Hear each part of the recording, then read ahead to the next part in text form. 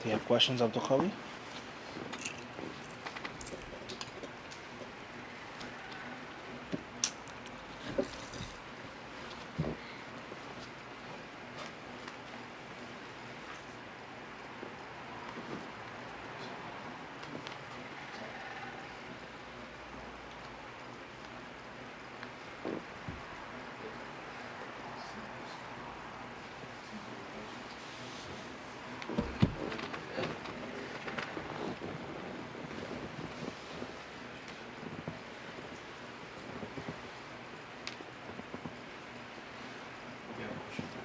You have a question? Tafadal. I was going to ask, how is a person like myself who's a layman, how do we kind of extract details from Hadith and Quran and not rush to conclusions, not to rush to rationalize without looking at other things? How do we maintain that balance and not, rush to come to conclusions when we just look at one or two things and we think that we settled the matter, because it's kind of like sometimes we see something, we get some type of spark and stuff. It's clear. Enlightenment, we feel like we have an ultimate conclusion. How do we kind of stop ourselves from thinking we have the... طيب. بسم الله الحمد لله والصلاة والسلام على رسول الله أما بعد. السلام عليكم ورحمة الله وبركاته. Question says, with regards to myself or anyone that's a quote-unquote layman Muslim, how do we make the proper or strike the proper balance between not rushing, not being hasty, speaking without the proper knowledge, and also wanting to extract benefits from hadiths and benefits from ayat and the meanings of those sacred texts? Now, very similar question to the other night, and my answer is going to be very similar as well. Is that there are certain things that a quote-unquote layman Muslim can learn, and there's certain things that a quote-unquote layman Muslim can practice by himself without knowing Arabic and without going overseas and spending a good amount of time with the ulama of al-Islam. It's possible, but there's going to be a limit to it. There's a limit to how much you can do, how long you can do it, and how deep you can go. But there is a relative amount of surface scratching that you can do. So when we talk about the principles or the rules, or we said the form or the move of al-istinbat wal-istikhraj, of deducing and extracting and taking the benefits out of something, then the main principles are, first and foremost, is these aren't the only principles, but the main principles in general is having a good understanding of the Quran and Sunnah and of Islam as a whole. The principles of Islam, the maxims of Islam, and the guidelines of the Islamic Sharia. So an example of one of the qawaid of Islam, one of the major usul, is preservation of life, preservation of wealth, and things like this. So you have a general concept of this understanding, all right? And this helps you with many issues today. When people talk about what the people call today terrorism or suicide bombings and attacks like this, oftentimes, not all issues, but certain issues you can come to a conclusion yourself, because you know from the major principles of Islam is the preservation of life, the preservation of wealth, the preservation of this, recklessness and things like this. You say this doesn't add up 100%. Not everything, but certain things you can as a layman. All right, so that's the general rule. As far as the specific tools of extracting and deducing, then obviously we have the Arabic language, al-lugha al-arabiyya. So even if you don't speak the Arabic language in detail, if you're not a master of the Arabic language, it's not just your second or first language. You can't talk in your sleep. You can't curse somebody out in Arabic or make fun of someone in Arabic or have an argument with someone in Arabic. That's a sign that the language is what? Is in you. And what you know the language like you know English. You know the language like what? Like you know English. Little brother, Abu Hanif, he came back from Saudi and he was telling me about his sons. And he said, I want you to test them out. Mufti, I said, no, they good. He said, no, test them out. See if they know Arabic. So I spoke to one of them in Arabic and he made the proper reply. And I asked another one. I asked the third one. I said, do you know Arabic? He says, yeah. I said, you know it well? He said, yeah. I said, what curse words can you tell me in Saudi dialect? What racial slurs do you know in Arabic? Has anyone ever called you a bad name when you lived in Riyadh, such and such and such and such? And he smiled. And he smiled like he was too shy or afraid of his father. His father said, tell him what you know. He said, tell him what you know. The point of the story is what? is that that's a sign that somebody knows what? They got the language down packed. When they know the ins and the what? The outs of the language. The dialect, the fusha, someone knows Arabic. Everybody understand that? Someone does what? They know Arabic. And this is one of the ways that people learn Arabic when they go overseas. You can't shelter your children. Send them outside. They have to get into a fight. Someone calls them a bad name. And they learn how to defend themselves, fight back. Or unfortunately, they may have to learn how to do what? Say a bad word back. The point of the story is one. There's only one point of the story. And that's not the rule on calling people names or cursing people out or making racial slurs. No. The moral of the story is what? Is the concept of grabbing the language and knowing it well. Because you can do the same in English. Is this not the case? You just don't know the cat ran down the street? No. You know how to speak English when you get what? Angry. When you get what? You get upset. You get road rage. You know what to say in English. You get into a fight. Is this not the case? If someone calls you a bad word, you what? You know what it means. Everybody understand this? And if you don't have that extensive knowledge of the language, then you really don't know the language that well. If you're overseas, you know Spanish, you know German, and someone is talking in the airport, you understand. But then they start saying other things, and you're lost. And they're talking about you in a line. Because you really don't know what? You really know the language that well. So even if you haven't reached that depth of the Lugha al-Arabiyyah, if you have a few basic principles of comprehension, then you can extract certain benefits from those ayats and from those hadiths. Now, also the concept of usul al-fiqh. Usul al-fiqh, which is a science that's learned by a student of knowledge, by an alim, a scholar, and practiced by these people. But a layman Muslim can learn the basics of usul al-fiqh. And you know that there are certain words and certain sentences that prove generality. Men, whoever. So I don't need to read a book or ask a scholar, no, this hadith applies to what? Everybody. Mathalan, as an example. Or certain principles of authenticity of hadith. You know that the book of Imam al-Bukhari has a status of authenticity. The book of Imam Muslim has a what? A status of authenticity. So you know where to look for and how to extract those hadiths. Even if you don't read this book and this scholar and what he said about the hadith. So there are generalities. There are certain principles that a layman Muslim can learn, can attain, and can practice with regards to extracting benefits from Quran and from hadith. However, those sciences and those principles are only basic in general. Certain things you can't understand unless you know Arabic well. Certain things you can't get into unless you have a better and a deeper comprehension of the Lugha al-Arabiyyah and its poetry and its literature. There are certain things which go against the principle. Even though the word men is mentioned in the hadith, it says amun or umumun uridu bihi al-khusus. It's general wording, but it's actually meaning a what? Specific context. So there are levels and there are limits. Everybody clear on this? There are levels and there are what? And there are limits. And every single Muslim should have a basic understanding of these principles. And even if you can't do it yourself, or if you don't practice it yourself, you know how to listen and how to follow. And that's what prevents you from being misled. That prevents you from being what? Being misled. Because even though you're learning from someone, but you still have some basic what?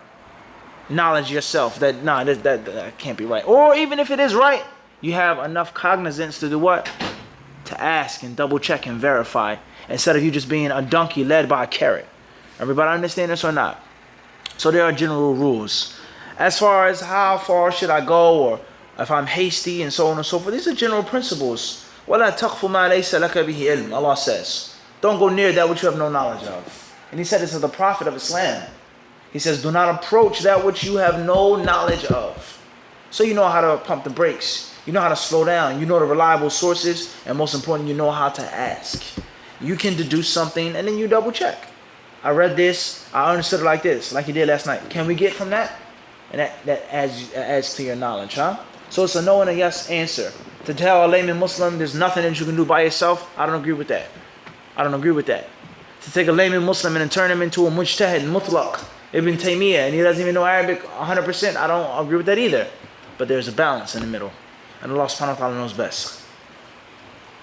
This was NB from Toronto. Barakallah Shaykh. For students who would like to memorize 40 hadith Nawawi, what method do you recommend, and is there any specific book you recommend? With regards to memorizing 40 hadith of Nawawi, or after 40 hadith of Nawawi? To memorize 40 hadith. To memorize it. Obviously, the general principles of memorization, and the greatest of those principles is al-isti'anatu billah. It's to seek Allah's help. And also, it's to leave off sins. To leave off sins. You have the spiritual principles to memorize. As far as the actual technical groundwork, the hardware, then there's nothing like just hard work, repetition, sacrifice, how you sleep, how you eat, the things that you do, how many images and colors you see on a daily basis. All of these things have an effect upon your mind and how often you put what you're trying to memorize in your subconscious. Listening to it when you're asleep. Listening to it when you're doing something, not sitting in front of a desk. Like walking or running or driving or riding or eating. Always hearing it, always replaying it in your head.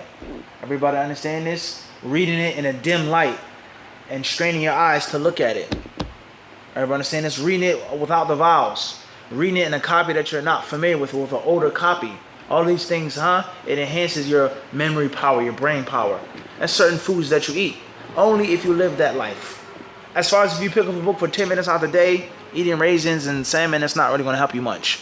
But if you're memorizing for hours out the day, and you're studying day in and day out, week, month, year, those little small 2%, 5%, 3%, 10% make a what?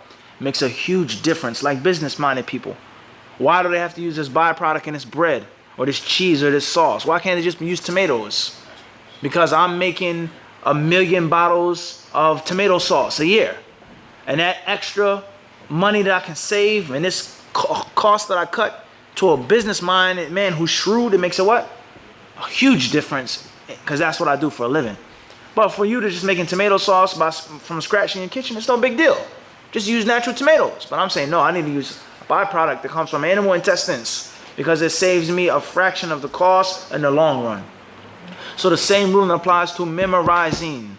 Every single little nook and cranny that you can do to enhance your memory and to sustain and maintain your memory. If you're a real student of knowledge living that life, then that is what you should do. That is what you should do. So first and foremost are the spiritual principles, seeking Allah's help, being pious, avoiding sin, and also the physical, tangible things that you can do. As far as for the Hadith of Nawawi, the book is in wide circulation. I don't think there's a scholar except that he has an explanation of the book. I don't think there's a serious, self-respecting student of knowledge except that has an explanation to the book. There's several versions in English. There's so much service that's been done to the book that it makes it easier for you to memorize it. So stick with one copy of the book. Make sure that it's a good copy with the proper diacritical marks. And stay with that. And focus on one thing at a time. When you sit down and eat at the dinner table, have the book open. When you're walking down the street, have the book open. Everybody understand this? Rather, some of the ulama of Islam, as was mentioned, if my memory doesn't fail me this time, I believe it was Abu Hatim al-Razi. Abu Hatim al-Razi, the great alim of Ilal of the 3rd century. His son, Ibn Abi Hatim, the author of Al-Ilal, he says that I read to my father all of the time. When my father walked, when my father did this, when my father did that. He says even when my father used the bathroom, I would be outside of the restroom and I would read to him as he was using the bathroom. And it was an older brother from Philadelphia, my city, who he showed me this narration many years ago. I still was in high school. And alhamdulillah, from that day on, it had a profound effect upon me. A profound effect. And I tried my best to implement that. And there were some brothers in Medina, we would play the radio or play the cassette tape, brushing your teeth or doing whatever you're doing in the bathroom. Brothers would go, what are you doing? They would laugh and they would make fun of it. And I'll say, be quiet, because I have an athar to prove this. That this is from the way of some of the ulama of the past, and you will learn so much knowledge by stealing time. When you eat, when you drink, when you sleep, when you do this, make knowledge a part of it. Replay the metin over and over again, and you steal your downtime. Everybody understand this? Or you have friends that come over to visit you, and you can't get out of it. You have family members, you can't get out of it. So have it playing in the background, even if it's low, and you can still hear it a little bit. And it can subconsciously soak into your head, and you still entertain your guests. Always take advantage of your time, if you're trying to memorize something. And just general lectures, general fatwas. Not only Allah knows how much knowledge we got from the tape player in Medina. Only Allah knows how much ilm we got from the tape player. In the radio, in the cab, in the car, and now in the modern era with the iPhone and iTunes and this and that and so on and so forth. Only Allah knows. So that's my advice with regards to memorizing. Focus, cut yourself off, and be try to seek help in Allah subhanahu wa ta'ala. And it takes time, it takes longevity. It doesn't happen overnight. It doesn't what? It doesn't happen overnight. Last but not least is teach what you learn. Teach what you have studied. That is one of the best, if not the best way of burning it into your memory, is to pass it on to others. You make zakat, and zakat is barakah, it's purity. Purifies your wealth when you give charity, when you pay alms tax. And most importantly, every time you hand out knowledge, your knowledge becomes even more solid and even more concrete. And Allah knows best. With Allah is all success. Obviously, you can go back to the book that we've explained. Ya talib al-ilm, O student of knowledge. And we explained how to read, how to memorize, and how to understand. Sheikh Abdul Aziz al-Sadhan. We explained this in details on the channel. And Allah knows best. This is AA from Montreal, Canada.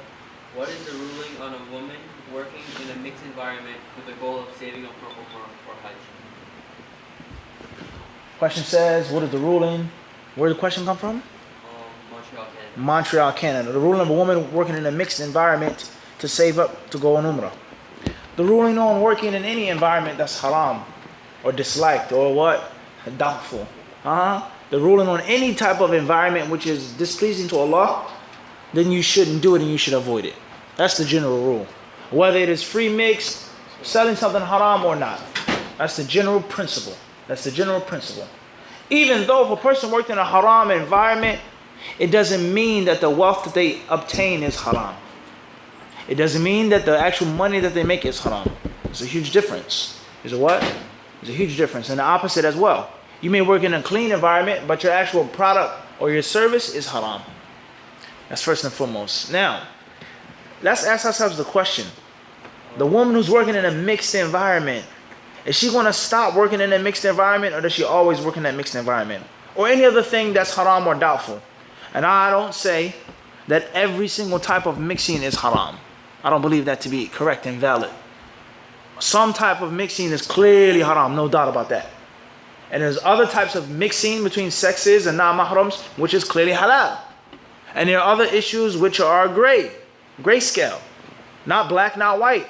And a person's ijtihad could take them to the right, and a person's ijtihad could take them to the left, based off of the text of the hadith of the Prophet ﷺ. This companion, this woman, this person, they were there, so on and so forth. And not based off of a specific fatwa, nor based off of a specific culture. That's my personal opinion, which I could be mistaken, but that's what I believe is the truth. Is that not all free mixing is haram, nor is all free mixing halal. Rather, there has to be a detail. There has to be a detail on what you can and cannot do regarding mixing. Now, moving forward, if a woman has a job, and let's say the job is haram, whether it's free mixing or not, is the person going to stop doing that job, or they're going to keep that job? If they want to keep that job, then there's no difference. If you have the ability to save up and make umrah, make hajj, then do it. Fadl. Because you're going to keep working in that place. So why not go and make hajj and umrah? Especially if the wealth that you make isn't what? Haram. But the environment could be haram. Everybody understand this? But you do a halal trade. Your trade is actually what? Permissible. But the environment makes it what? Impermissible. I sell tea mugs. And I sell it around women and men. It's mixed. I could stay at my home and sell tea mugs. The mug is permissible to sell. The wealth that I get from the mug is what? Halal. It's nothing new. My service and my product is only the environment. So if you're going to keep working that job and you're not going to stop, or you don't consider it to be haram, then why not go make hajj and umrah?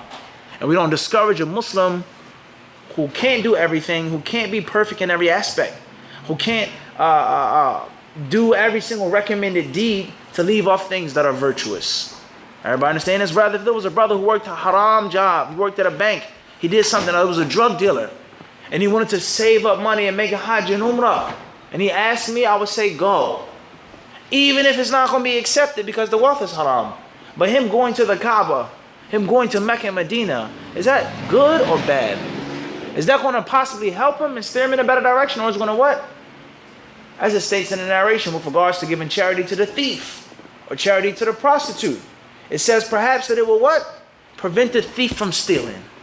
Perhaps it will prevent the prostitute from what?